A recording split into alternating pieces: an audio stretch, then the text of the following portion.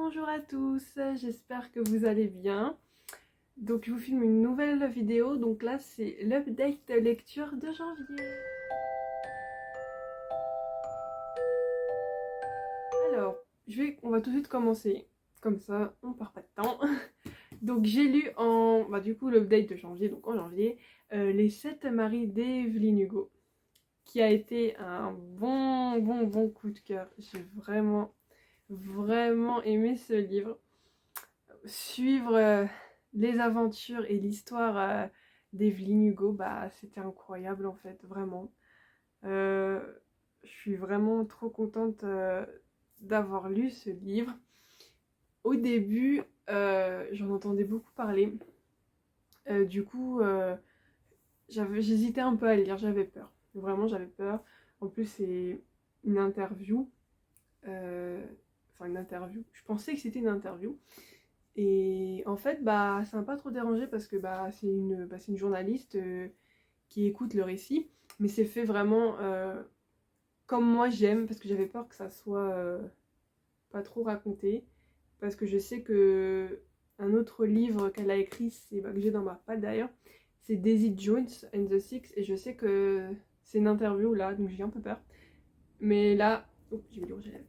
Mais là, je suis contente parce que j'ai vraiment apprécié. J'ai bien aimé l'écriture, les messages que ça dégage et tout. Vraiment trop bien en fait. Je vous raconte pas vraiment ce qui se passe parce que y a pas vraiment beaucoup de choses à expliquer. C'est juste que Evelyn Hugo, comment elle en est arrivée où elle en est maintenant, qu'est-ce qu'elle a fait, pourquoi elle est tant aimée, pourquoi les gens ne l'aiment pas. Et vraiment tout est expliqué et franchement j'ai trop aimé. Une plume mais incroyable. Vraiment lisez-le. Je pense qu'il y en a beaucoup qui l'ont déjà lu, mais vraiment lisez-le. Parce que franchement j'ai été vraiment surprise, conquis, tout ce que vous voulez. Donc voilà, une très bonne lecture avec de très bons messages aussi. Donc vraiment lisez-le. J'ai lu Just Wanna Be Your Brothers. Donc voilà, que vous dire, si vous avez lu la duologie d'origine qui est Ash Feeling for the Sky, vous savez très bien de quoi parle ce livre-là. Donc il m'a fait du mal, mais en même temps j'ai adoré. Je connais l'histoire, je connais la fin, je sais quelques trucs. Mais j'ai adoré redécouvrir quand même en plus du point de vue de Zach, leur amitié aussi tellement forte. Et qu'on voit qu'il y avait un peu plus que ça finalement. Je le savais parce qu'en ayant lu H, je savais. Mais là, on le voit encore plus, je trouve. Euh, et ça me brisait le cœur parce que je savais j'avais un pressentiment qu'il n'y aurait pas ce que moi je voulais à cause de tout ce qui se passe, mais j'ai aimé, même si ça m'a brisé le cœur. On est vraiment transporté. L'écriture de Nine et de Mathieu, c'est vraiment quelque chose. C'est beau, c'est bouleversant, c'est triste, c'est tout ce que vous voulez. Les citations en masse que j'ai mis parce que voilà quoi. Vraiment très beau. La musique aussi, comme tout le lycée, les amis qui se sont faits, tout le groupe d'amis, tout, et la fin ça brise le cœur. Voilà, je vous raconte pas, mais en gros, c'est l'amitié de Zach et de Ash. Comment elle a commencé, comment elle a évolué, comment ça s'est terminé. Donc, pour moi, si jamais vous vous posez la question, est-ce qu'il faut lire les 2 tomes d'Ash avant celui-là ou l'inverse? Alors, pour moi, vu que dans H, il y a un peu des passages de ce livre-là, si je me souviens bien, si j'aurais pu, j'aurais lu celui-là d'abord. Et après, j'aurais lu les H. Voilà. Parce que pour moi, ça impacte pas que vous lisez les 2 H après celui-là ou lui. Enfin, pour moi, ça spoile pas. Après, il y en a d'autres qui peuvent dire autre chose. Mais pour moi, j'aurais aimé lire celui-là d'abord. Et après, lire les 2 tomes de H for the Sky. Voilà, c'est tout. Après, à vous de faire votre propre choix. Voilà. J'ai lu le livre d'Alice Oseman, Was Born for This. Donc voilà. Je vous préviens d'avance, pour ceux qui ont aimé ce livre, je n'ai pas apprécié ce livre. Je suis très triste de ne pas l'avoir apprécié parce que c'est Alice Oseman, que j'ai aimé absolument tous les livres qui sont publiés à ce jour. Celui-là, je sais pas, je suis passée à côté. Au début, le début du livre, j'ai aimé parce qu'on suit Angel, donc une fan d'un groupe qui s'appelle The Ark. Oui, c'est The Ark, oui. Un groupe de The Ark, donc c'est 3 jeunes hommes qui sont en groupe. Je sais pas pourquoi j'ai dit ça. C'est une grande fan et elle va bientôt les voir en concert. Donc elle va voir son amie qui s'est faite sur internet pour séjourner à Londres et aller au concert ensemble et s'éclater, voir leur groupe, fangirler, tout ça. Donc ça, j'ai bien aimé ce côté-là parce que ça m'a beaucoup fait rappeler mes années où j'étais fan de One Direction et que je suis allée les voir en concert, que j'ai fangirlé pendant des années sur ce groupe. J'ai lu des fanfictions, j'ai fait tout ça. Donc j'ai apprécié ça, ça m'a fait de la nostalgie par rapport à moi étant fan de ce groupe et tout ça. Donc ça, j'ai apprécié. Mais après, on arrive dans un mood dans l'histoire où ça m'a fait un peu... Ça m'a un peu rendu triste parce que je me suis dit, est-ce que les membres d'One Direction pensaient comme les membres de The Ark? Et là, j'ai commencé à me dire, mince, voilà.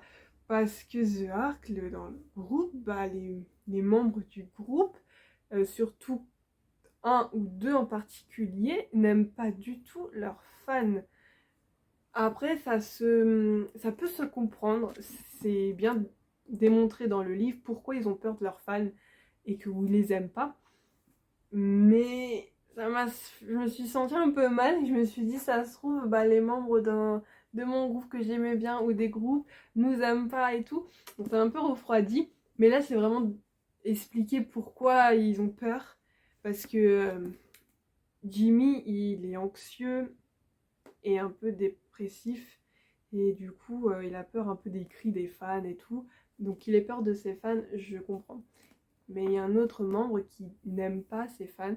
Je comprends aussi parce qu'il y a... Je vous révèle pas tout, mais il y a des rumeurs sur ce perso-là. Donc je peux comprendre qu'il n'aime pas ses fans à cause de ces rumeurs-là. C'est compréhensible, mais vraiment, il les aime pas du tout. C'est vraiment... voilà, ça m'a un peu dérangé, mais bref. Après, il y avait un peu des moments où je comprenais pas le comportement des personnages. Pourquoi ils font ça? Pourquoi ils se comportent comme ça? D'un coup, il y a une romance qui sort de nulle part, j'ai pas compris.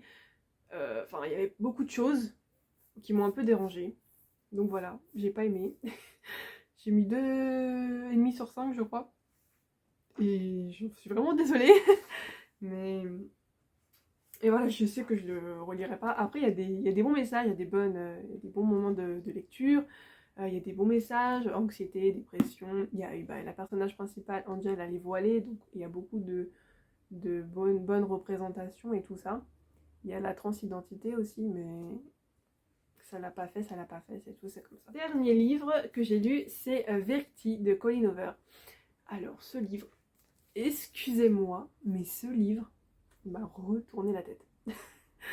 Il m'a retourné le cerveau. Mais vraiment, Verity, j'ai pas les mots. On suit du coup la vie de... Comment elle s'appelle, attendez?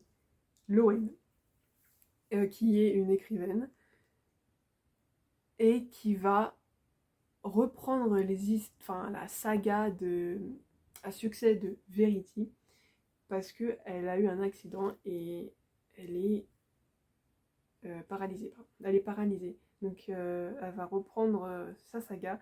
Donc elle va vivre chez elle avec son mari et son fils. Mais cette famille, elle a eu beaucoup de tragédies. Du coup, on va suivre ça. Mais vraiment, je dirais pas que c'est un thriller, mais c'est vraiment un roman psychologique qui fait réfléchir. sur l'humanité, enfin l'humanité, mais sur l'humain en fait en général, parce que vraiment j'ai rien vu.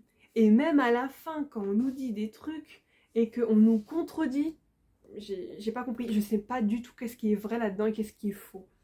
J'ai beau, j'y ai réfléchi longtemps et je sais toujours pas c'est quoi la vraie fin. Je sais pas qu'est-ce qui est vrai, qu'est-ce qui est faux dans ce livre. Vraiment, dites-moi en commentaire si vous croyez à la fin que vous avez lu ou à l'autre. Enfin, c'est n'importe quoi ce que je dis, mais je sais pas quelle est la vérité dans ce livre. Vraiment, dites-moi en commentaire si vous en avez déduit quelque chose sur cette fin ou pas, parce que moi, je ne sais absolument pas quelle fin je peux croire. J'ai beau tourner dans tous les sens, je me dis, mais est-ce que c'est ça ou est-ce que c'est cette fin-là? Parce que j'étais choquée de la fin, j'étais devant ma page là comme ça, et je dis, mais c'est quoi la vérité? Dites-moi la vérité. Enfin bref, c'était vraiment quelque chose, franchement c'était vraiment quelque chose. J'avais envie aussi de lire Layla, mais je sais pas si c'est un truc autant poussé comme ça. Dites-moi en commentaire si Layla c'est un peu pareil que Verity ou pas, que franchement je voudrais savoir. Et puis bah voilà. Donc voilà pour mes lectures de janvier. J'espère que ça vous a plu, que ça vous a fait donner envie de lire certains livres ou pas. Si vous avez déjà lu des livres, dites-moi en commentaire vos avis à vous.